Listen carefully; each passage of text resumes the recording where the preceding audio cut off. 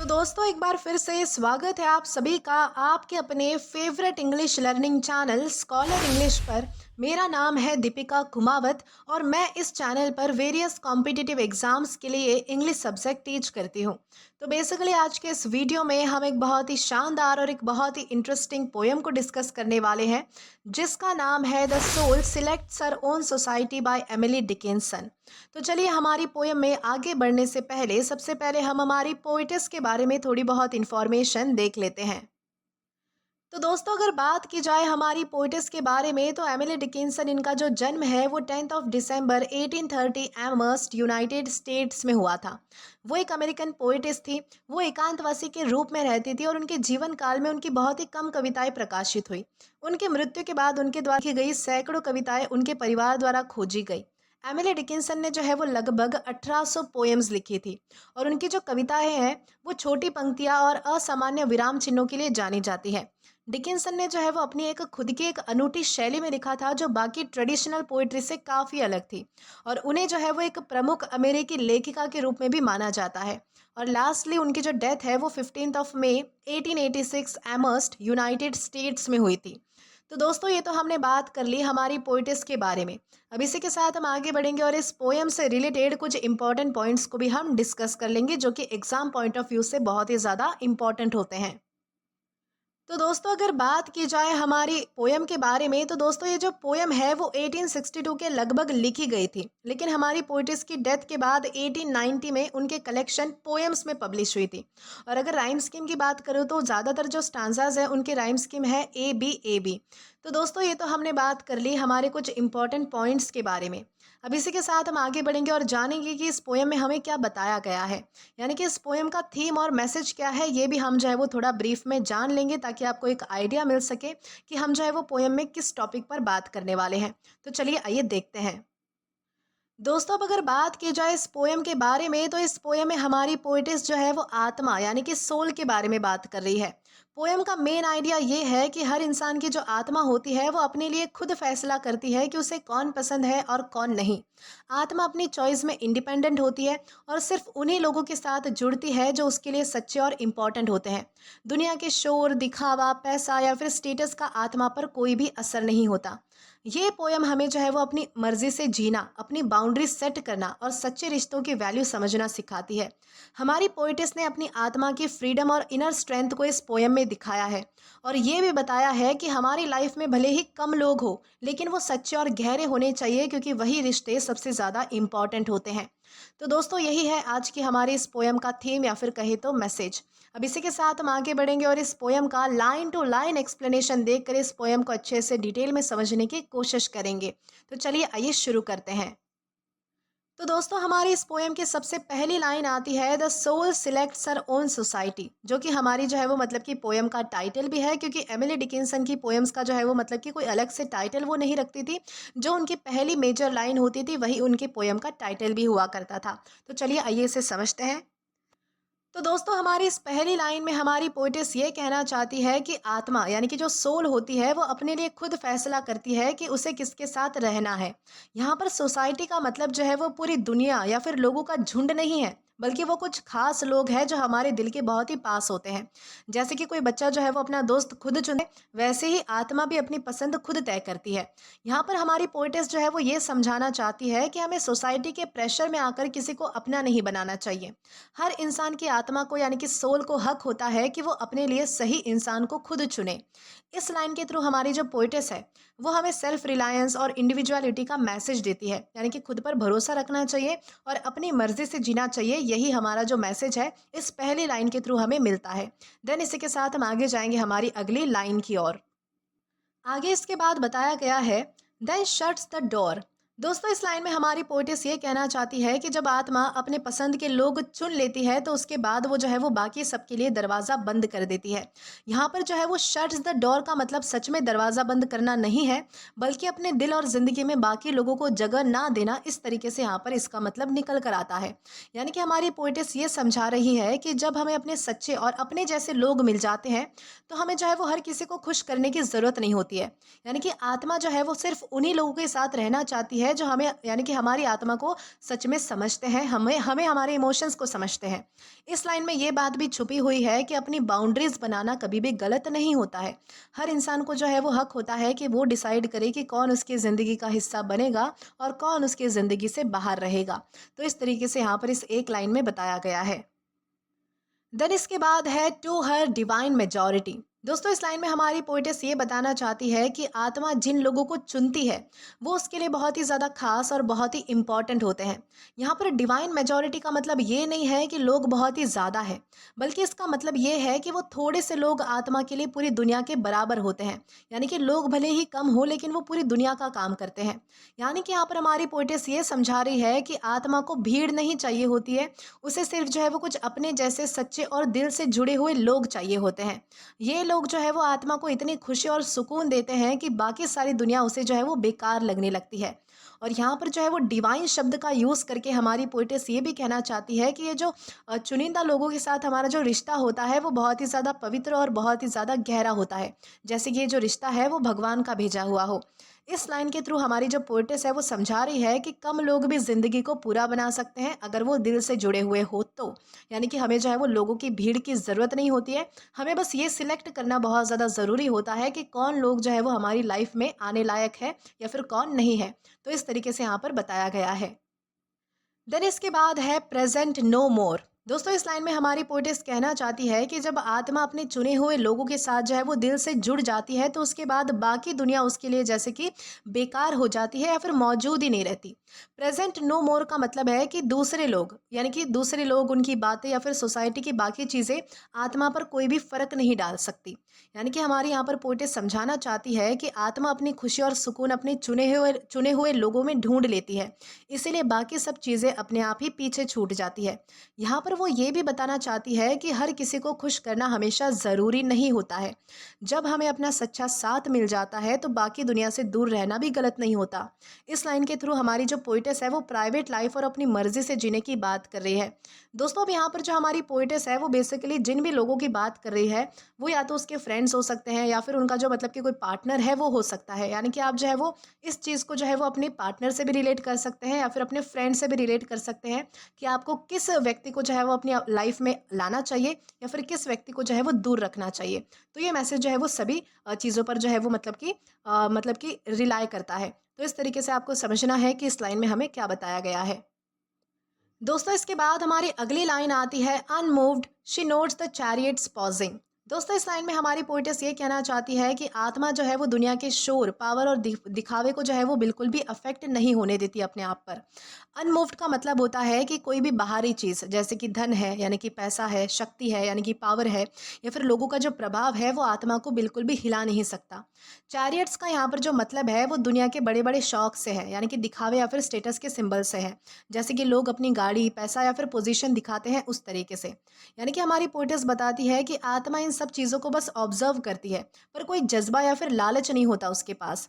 Pausing का मतलब है कि आत्मा एक पल के लिए ये सब देखती है, समझती है, लेकिन फिर अपनी चॉइस या फिर अपने पसंदीदा लोगों के लिए अपना मन कभी भी नहीं बदलती। यानी कि यहाँ पर हमारी पोइटेस ये सिखाना चाहती है कि सच्ची आत्मा अपने अंदर जो है वो बहुत ही ज़्यादा स्ट्रांग होती है, बहुत ही ज़्यादा मजबूत होती है और दुनिया के बाहरी दिखावे या फिर प्रेशर में नहीं आती। इसका मतलब है कि अपनी खुशी और अपने सुकून के लिए जो है वो कभी कभी दुनिया से दूर रहना या फिर अलग रहना बहुत ही ज़्यादा ज़रूरी होता है। यानी कि सिंपल भाषा में समझाऊँ तो यहाँ पर एक बात बताई गई है कि हम जो है वो लोगों से बहुत ही ज़्यादा इन्फ्लुएंस होते हैं। यानी कि हमारा जो सर्कल होता है, अगर मान लीजिए कि आपका एक फ्रेंड सर्कल है जिसमें जो है वो मतलब कि मिडिल क्लास लोग हैं और वहीं जो है वो किसी और का फ्रेंड सर्कल है या फिर जो कोई और बंदा है जो बहुत ही ज़्यादा रिच है, अमीर है, तो अगर आप उससे देखकर इन्फ्लुएंस होते हो तो आपकी आत्मा पर जो है वो उस चीज़ का फ़र्क पड़ता है। यानी कि आप जो है वो उससे जुड़ना चाहते हो। लेकिन यहाँ पर ये बताया गया है, यहाँ पर अगर हम हमारी पोइटिस की बात करें तो वो ये कहना चाहती है कि मेरी जो आत्मा है वो मेरे सिलेक्टेड लोगों के लिए जो है वो उन्हीं के लिए है। यानी कि मैं जो है वो मतलब कि किसी से मतलब कि बहुत ही ज़्यादा जो है वो मेरा किसी पर प्रभाव नहीं पड़ता या फिर उनका मेरा ऊपर प्रभाव नहीं पड़ता है कि उनके पास ज़्यादा पैसे हैं, उनके पास जो है वो ज़्यादा पोजीशन है या फिर गाड़ी है, पैसा है या फिर लग्जरीज़ है, तो मैं उन्हें अपना दोस्त बनाऊँ या फिर उन्हें अपनी लाइफ में लाऊँ। यानी कि मेरी आत्मा जो है वो मतलब कि मेरे लिमिट तक ही मतलब कि वहाँ तक ही सीमित है, यानी कि जो मैंने बाउंड्रीज़ बनाई हैं उसी में वो सीमित रहती है। तो इस तरीके से यहाँ पर बताया गया है। देन इसके बाद हमारी अगली लाइन है एट हर लो गेट। दोस्तों इस लाइन में हमारी जो पोइटेस है वो ये कहना चाहती है कि जो हमारी सोल होती है वो अपनी लाइफ में एक छोटा सा शांत और प्राइवेट दरवाज़ा भी रखती है, जहाँ सिर्फ वो खुद और उसके चुने हुए लोग ही आ सकते हैं।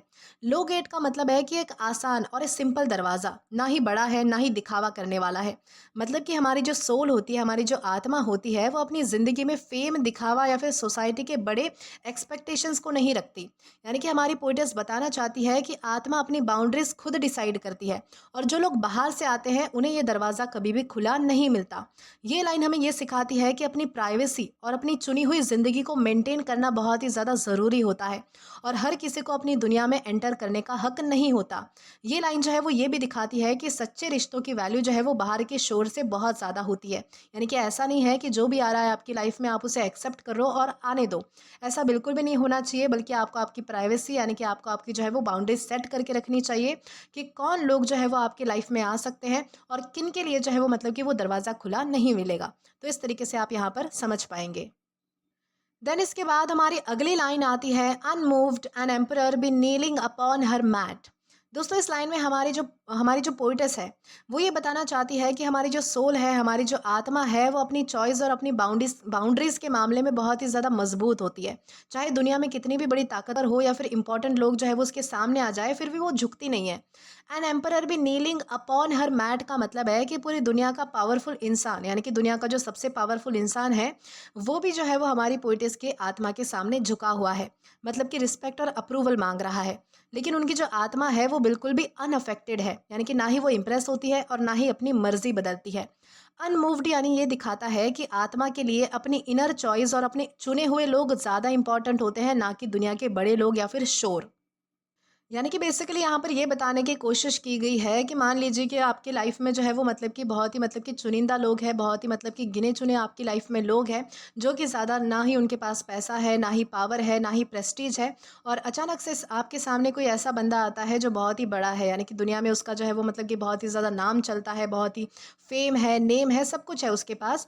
तो हमारी जो आत्मा है वो वहाँ पर झुकनी नहीं चाहिए। तो इस तरीके का एटीट्यूड जो है वो हमारी सोल में होता है। इस तरीके से हमारी जो है वो पोइटेस यहाँ पर बताती है कि दुनिया का चाहे कितना भी एम्परर, यानी कि एम्परर क्यों ना आ जाए, चाहे वो अपने घुटनों पे बैठकर जो है वो मतलब कि अप्रूवल मांग रहा हो, रिस्पेक्ट मांग रहा हो, तो भी मेरी जो आत्मा है उसके सामने झुकती नहीं है। क्योंकि मेरे जो स्पेस में लोग हैं, मेरे जो आसपास जो लोग हैं, मैं उन्हीं में खुश हूँ, और उन्हीं के लिए जो है वो मेरी लाइफ में, यानी कि मेरी सोल के जो मेरा जो सोल का जो गेट है, उनके लिए ही उनके मतलब कि एंट्री है, बाकी किसी लोगों के लिए मैं एंट्री नहीं रखती।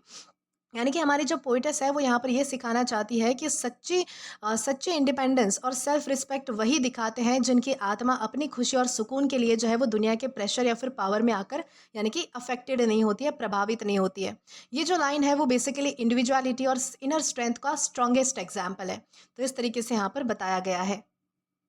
देन इसके बाद है, I have known her from an ample nation, choose one. दोस्तों इस लाइन में हमारी पोइटेस ये बताना चाहती है कि आत्मा के पास जो है वो मतलब कि दुनिया भर के लोग हैं। एम्पल नेशन का मतलब है कि दुनिया भर के ऑप्शन है, दुनिया भर के लोगों के ऑप्शंस होते हैं आत्मा के पास, हमारी सोल के पास। मतलब कि बहुत सारे ऑप्शंस और लोगों के पास, लोग जो है वो उसके पास होते हैं। यानी कि आत्मा के लिए जो है वो पॉसिबिलिटीज़ और चॉइसेस बहुत ज़्यादा है, लेकिन फिर भी वो सिर्फ एक ही को चुनती है। चूज वन का मतलब है कि आत्मा सिर्फ अपनी खुशी और अपने सुकून के लिए सिर्फ एक सच्चा रिश्ता या फिर साथी चुन लेती है, चाहे और लोग कितने भी ज़्यादा अच्छे या फिर पावरफुल क्यों ना हो। यानी कि हमारी पोइटेस ये समझाना चाहती है कि क्वांटिटी से ज़्यादा क्वालिटी मैटर करती है। यानी कि क्वांटिटी यानी कि ज़्यादा लोगों से ज़्यादा क्वालिटी, यानी कि सिर्फ एक जेन्युइन रिश्ता जो है वो बहुत ही ज़्यादा इंपॉर्टेंट होता है। ये जो लाइन है वो हमें ये भी दिखाती है कि आत्मा जो है वो अपनी मर्जी और चॉइस में इंडिपेंडेंट है, यानी कि अपनी मर्जी की मालिक है, जैसे चाहे वो वैसे कर सकती है। वो सोसाइटी के नॉर्म्स या फिर प्रेशर के हिसाब से नहीं चलती है, बल्कि दिल से डिसाइड करती है कि कौन उसके लायक है और कौन उसकी लाइफ में आना चाहिए। तो इस तरीके से यहाँ पर इस एक लाइन में बताया गया है। दोस्तों इसके बाद हमारी आखिरी लाइन आती है, then close the valves of her attention like stone. दोस्तों इस लाइन में हमारी पोइटेस ये कहना चाहती है कि आत्मा अपनी अटेंशन और प्यार को सिर्फ अपनी चुनी हुई चीज़ों या फिर लोगों के लिए ही अवेलेबल रखती है, और बाकी सबके लिए अपना मन बंद कर देती है। Close the valves of her attention का मतलब है कि अपनी नज़र, अपना दिल और अपनी एनर्जी को जो है वो बाकी सबके लिए रोक लेना, जैसे कि किसी मशीन का हम वॉल्व बंद कर देते हैं उस तरीके से। और लाइक स्टोन का मतलब है कि ये काम जो है वो बहुत ही मजबूत, बहुत ही फर्म तरीके से किया जाता है। मतलब कि आत्मा जो है वो किसी भी पॉइंट पर बिल्कुल भी कॉम्प्रोमाइज़ नहीं करती। यानी कि हमारी पोएटेस ओवरऑल हमें ये सिखाना चाहती है कि हर इंसान को अपनी बाउंड्रीज़ और प्रायोरिटीज़ जो है वो सेट करना ज़रूरी होता है। आत्मा सिर्फ उन्हीं चीज़ों या फिर उन्हीं लोगों में इन्वेस्ट करती है जो बहुत ही ज़्यादा सच्चे होते हैं और उसके लिए मीनिंगफुल होते हैं, और बाकी सब उसके लिए इररिलेवेंट यानी कि नाकाम हो जाते हैं। ये जो लाइन है वो बेसिकली सेल्फ रिस्पेक्ट, इंडिपेंडेंस और अपनी चॉइस की इंपॉर्टेंस को हाईलाइट करती है। तो दोस्तों, इसी के साथ हमारी इस पोएम का लाइन टू लाइन एक्सप्लेनेशन तो यहीं पर ख़त्म होता है। लेकिन इस पोएम का ओवरऑल मैसेज ये है कि हर इंसान की आत्मा अपनी ज़िंदगी के फ़ैसले खुद करती है। हमें ये हक होता है कि हम खुद चुनें कि कौन हमारी ज़िंदगी का हिस्सा बनेगा और कौन नहीं। और हमारी पोएम ये भी सिखाती है कि दुनिया का जो दिखावा होता है, जैसे कि पावर है, पैसा है या फिर लोगों की जो अप्रूवल होता है, वो आत्मा के लिए ज़रूरी नहीं होती। सबसे इम्पॉर्टेंट होता है अंदर का सुकून और सच्चा रिश्ता। हमारी पोएटेस ये भी बताती है कि ज़्यादा लोग होने से अच्छा है कि कम लोग होना पर सच्चे लोग होना, क्योंकि गहरा रिश्ता ही असली खुशी देता है। ओवरऑल ये जो पोयम है वो हमें सेल्फ रिस्पेक्ट, इंडिपेंडेंस और अपनी बाउंड्रीज बनाने का लेसन देती है और समझाती है कि अपनी मर्जी से जीना गलत नहीं होता है, बल्कि बहुत ही ज़्यादा ज़रूरी होता है। तो दोस्तों, यही है आज की हमारी इस पोयम का मैसेज, और इस तरीके से हमारी ये जो पोयम है वो यहीं पर ख़त्म होती है। तो दोस्तों, आज के लिए बस इतना ही। आशा करती हूँ कि आपको ये पोएम जो है वो अच्छे से समझ आई हो और पसंद भी आई हो। दोस्तों, अगर आपने अभी तक हमारा टेलीग्राम चैनल ज्वाइन नहीं किया है तो टेलीग्राम पर English with Deepika Kumawat search करके या फिर डिस्क्रिप्शन में दिए गए लिंक के थ्रू, साथ ही साथ अभी जो आपको आपके स्क्रीन पर क्यूआर कोड दिख रहा है वहाँ से भी आप जो है वो डायरेक्टली स्कैन करके हमारा टेलीग्राम चैनल ज्वाइन कर सकते हैं, ताकि आप कभी भी किसी भी नए आने वाली वीडियोज़ को लेकर कोई भी अपडेट्स को मिस ना करें। और दोस्तों, अगर आपको आज का ये वीडियो पसंद आया है या फिर हेल्पफुल लगा है तो do like this video, subscribe the channel and share as much as you can. और अगर आपने इससे पहले वाले वीडियोस नहीं देखे हैं तो यहाँ पर मैंने एक प्लेलिस्ट प्रोवाइड कर दी है, जहाँ पर आप क्लिक करके वो सभी पहले वाले वीडियोस भी देख सकते हैं और एक्सप्लोर कर सकते हैं। Till then keep learning. Thank you.